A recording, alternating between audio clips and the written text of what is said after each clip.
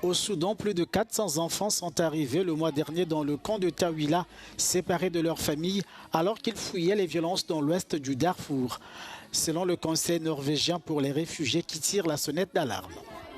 Nous voyons des enfants s'occuper d'autres enfants parce que leurs parents ont disparu, parce que leurs parents ont été détenus. Ce n'est pas la sécurité. Alors oui, je pense que tout le monde ici autour de moi est très stressé, très traumatisé par ce qui se passe et sait que quelle que soit la situation de calme dans laquelle il se trouve, elle est extrêmement fragile.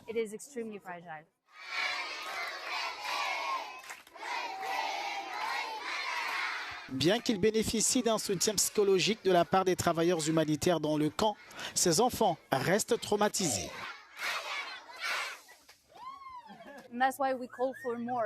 C'est pourquoi nous demandons plus d'éducation pendant les situations d'urgence. Cela permet de sauver des vies alors que tant d'enfants vivent actuellement un traumatisme terrible. Ils ont été affamés pendant 18 mois, ils ont perdu leur maison, ils ont perdu des membres de leur famille, ils ont fait un voyage terrible et mortel jusqu'à Tawila.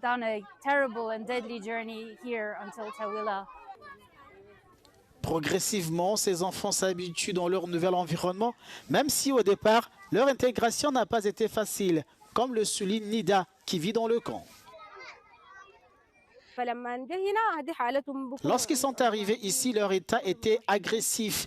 Ils étaient renfermés, violents et avaient de nombreux comportements négatifs. Dieu merci, après avoir passé du temps avec eux et organisé plusieurs séances, leur état s'est amélioré. L'enfant qui était renfermé ou qui n'interagissait pas avec les autres, ainsi que l'enfant qui était agressif et qui avait l'habitude de frapper les autres, est devenu plus engagé. Le conflit au Soudan a débuté en avril 2023 et a déjà déplacé 12 millions de personnes selon l'OMS.